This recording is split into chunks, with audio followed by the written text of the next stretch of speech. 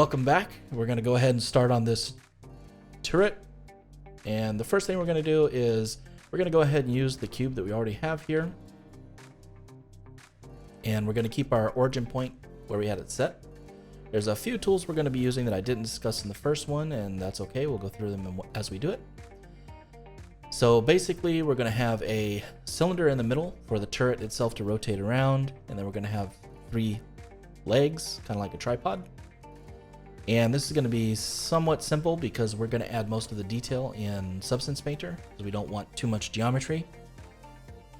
So let's go ahead and get started. So we're actually going to go to our top view, scale down this cube a bit, and move it. And we're going to actually constrain it onto the grid by holding down the control. And we can fine tune that. If we hold control and shift, we can go grid points one by one. And we'll go about halfway, about right there. And like I said, we're going to actually keep this fairly simple. Let's go into side view. So if we hold down control and we right click, we can actually snap our selection and duplicate it at the same time. So we're going to go ahead and do that. We're also going to go into X-ray mode so we can see exactly what we're doing. Move that one up. That one back. So if you have two that are like these two here, and they're just a little bit off and you want them to be exact, you can select the top ones, scale on the Z axis, and then just push 0, and that'll straighten them. And we're going to do that for both. And now we should be nice and straight. And we can duplicate this one out again. And we're going to duplicate it on the Y. About right there. Let's go ahead and add us a loop cut with Control R.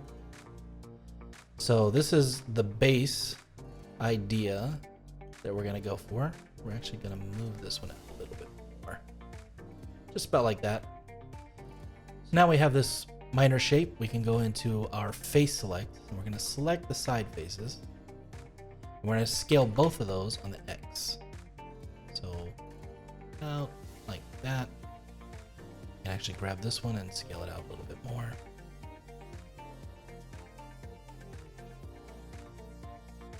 And we're going to grab the top faces up here. We're going to scale those also on the X. Like this. So now we have a basic foot shape. We're going to grab these top ones. We're going to go ahead and scale those down. Give us our base. Now, one of the tools that we haven't used is we're going to grab this middle and we're going to press I, and that's going to make a duplicate in the middle, and we can scale it how we need. So we're actually going to scale it again on the X so we can get a square. We're going to E to extrude down just a little bit, and then we're going to E, and then instead of extruding down, we're going to push S to extrude out. Now we're going to E and extrude down on the Z. And that will give us our basic foot shape.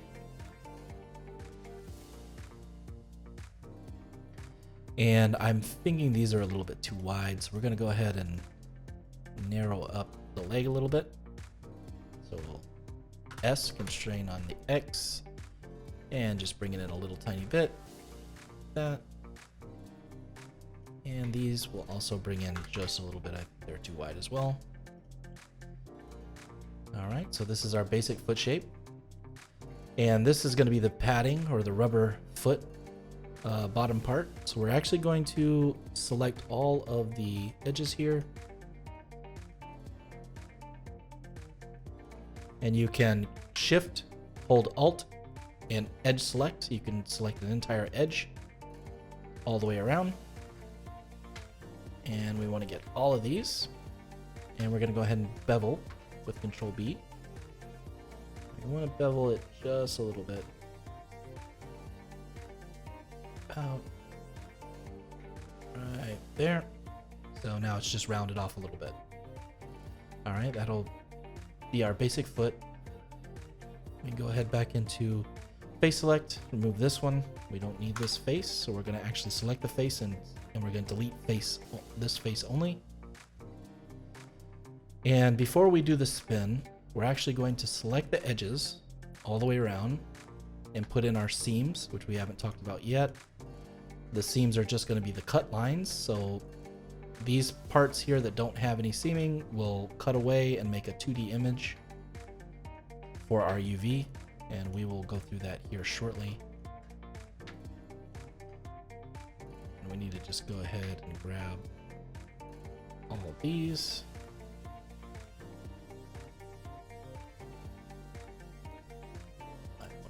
I just want to cut it in 2. Let's go ahead and make that. And we're going to need this one and this one. So to add our seams in, we're just going to hit Control E, and then we're going to go to Mark Seam. Now we have all of our seams in. So if we hit A and select all, we can actually pull up our UV editing. And we're going to hit U for unwrap, and then unwrap it. And then we can go here and we can see what the seams look like. So all of the parts that we can actually select with face select to show. So if we select this one by pushing L, you can see the selected part is right at the seam. It'll only select what's in the seam. We can push L on this one and you can see the next one for only in the seam. And I noticed when I did this, I have a spot here where we didn't actually cut away this inside piece.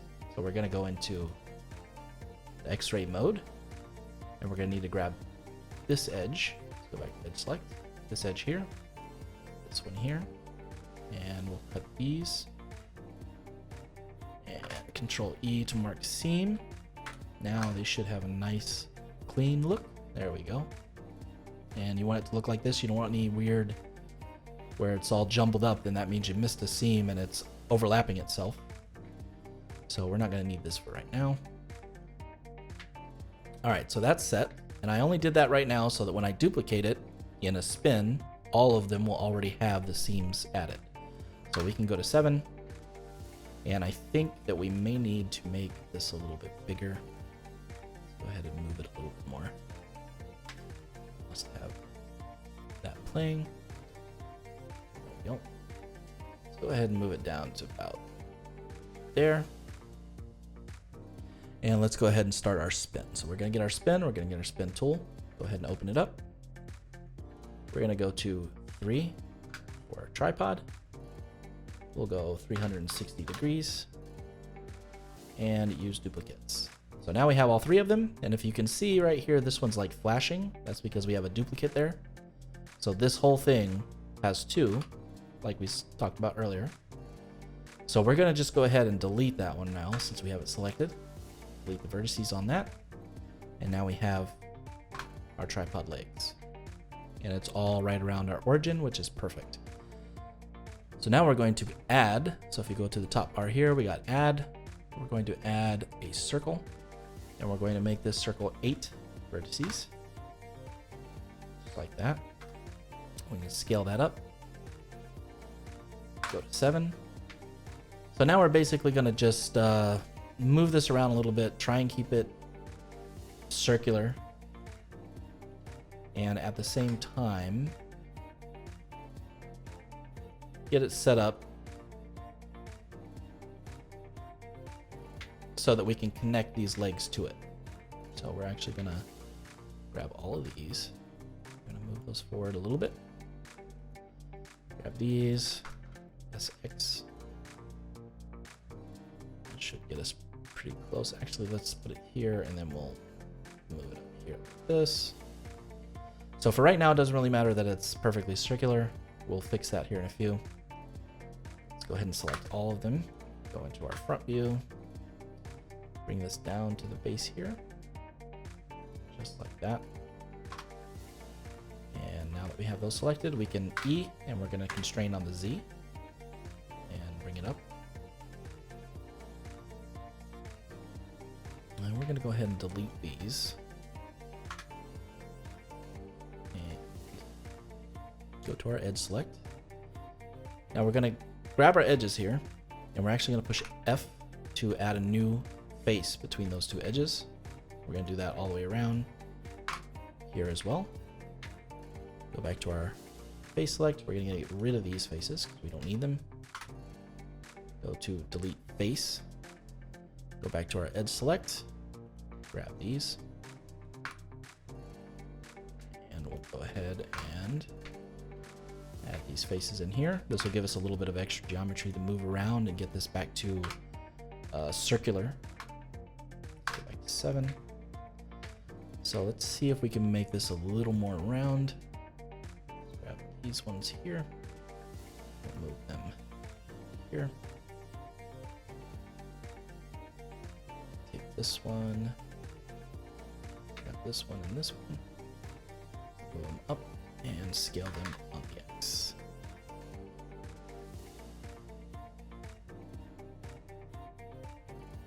Should get us a little bit more back to a rounded shape. Let's go ahead and see what we have here. Now we can grab this top, go ahead and E, and we're going to push S to extrude inwards, like so. And going to go E, Z, go down a little bit. That'll make a little cavity. ES again, and ES one more time, and then just click F to fill in the face in the middle.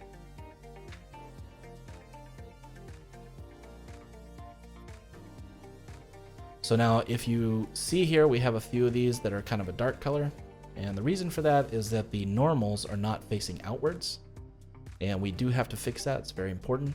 So if you go up here in the top tab, right here on this little triangle, drop it down, you can go to your normals. And if you see your normals, let's actually make them a little bigger so they're easier to see. All right, so now we have our normals facing the right way. So if you see the ones that are pointing out or towards us, you can see that it's kind of grayish. And the darker ones, the normals are actually pointing inside, and we don't want that, because when you import that, then it'll be invisible. So we're going to go ahead and Alt N. Actually, we have to select everything first by pressing A. Go to Alt N, and then we're going to recalculate normals outside. That should flip all of the normals, and we have no more invisible pieces. So let's go back to 7. And this is looking pretty nice. We're actually going to go right here to this edge, and we'll put in 2 loop cuts. So if you put in a loop cut, which is Control R, scroll your mouse wheel up, you'll get 2. You can go as many as you want. In this instance, we only want 2. We're going to grab it, and we're going to right click to cancel to put it right in the middle. We'll go to the face select. If you hold Alt and click on one of the faces, you'll get the entire loop all the way around, just like so. Let me get rid of these normals because they're kind of distracting. And we can also put it with X-ray so you can see it better. So whenever you hold the Alt, I can Alt loop any of these selections by clicking on them, and it'll go all the way around. We're going to push E, and we're going to Z, and we're going to go down a little bit just to add a little dent, a little indentation. Now we're going to go ahead to Edge Select, grab the bottom, scale this inwards just a little bit, scale it in again, and once again just push F to close that face. So now we have basically the turret done. We're going to add a little motor off to one side a little bit later that will actually spin the turret around, and our origin point is the middle. The rest of the turret will spin here. So I think we actually need to get a little bit more around. Let's grab this one and this one. Whoops. Gotta go to X-ray mode to grab them all. Let's grab those, round it up a little bit more, and do a little bit here.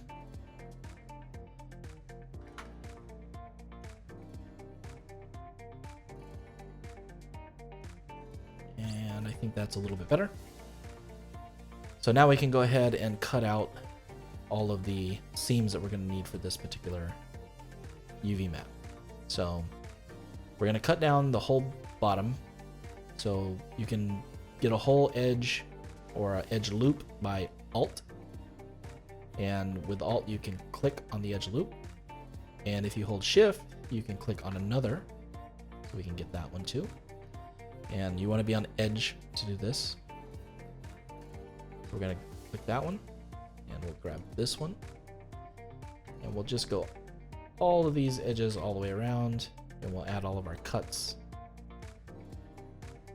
like that. Grab this, we're going to cut all the legs out completely. This one.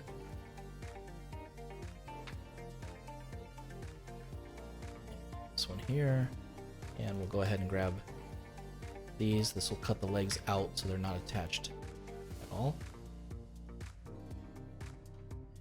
Let's see, we didn't get this one, and we didn't get that.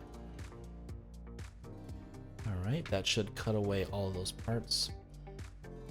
Now, an important one to know is that everything's going to flatten out, and since it's going to flatten out basically from the top, so this is a flat piece. Once you cut this away, it'll stay nice and flat. But these edges here are not. They're actually going in the Z-axis up and down. So they will wrap around and kind of get all weird. So what we want to do is we want to get in there and we want to cut these so that they flatten out into a long strip. So we're going to get that one. We're going to get that one. And this one here. Oops. This one here, and that will add the cut there so they'll flatten out. So Control E, mark seam, and now everything should be the way it needs to be. And that looks good. I missed this one, and did I miss any more? All right. Mark that seam, so that should be ready. Now if we select everything and we go back into our UV editing and we unwrap, everything should be laid out nicely. And the thing is that those parts that go all the way around here in the Z axis are these long ones here. So we actually want to move all of those out of the way. And the way that it wrapped, it actually left a lot of space that we don't want. So we want to grab everything, move it to the middle and scale it up and try and get everything fitting in there, because the more here you have, the better, and the more real estate you have for your textures. And now what we have to do is get these, push R and 90 to rotate them, and then we'll move them in a spot where they can get everything they need. And we'll rotate that one. This will put you here, and we'll move you. I think we can get you right here. And that way now we have much more texturing we can put in there. So now that these are done, we're gonna go ahead and set up our first FBX for exporting. So the first thing we're gonna do is, if you notice right now, everything is in quads or squares because that's how Blender works. Everything has 4 vertices. In order to go in Unreal, we need to triangulate. So if you press Control T, you can triangulate all of the points. And then we can head into File, go to Export, Export as an FBX. Grab the folder that you want to put it in. Let's go to this one, Blender Models. This one is the GolfBall turret. And we'll go ahead and name it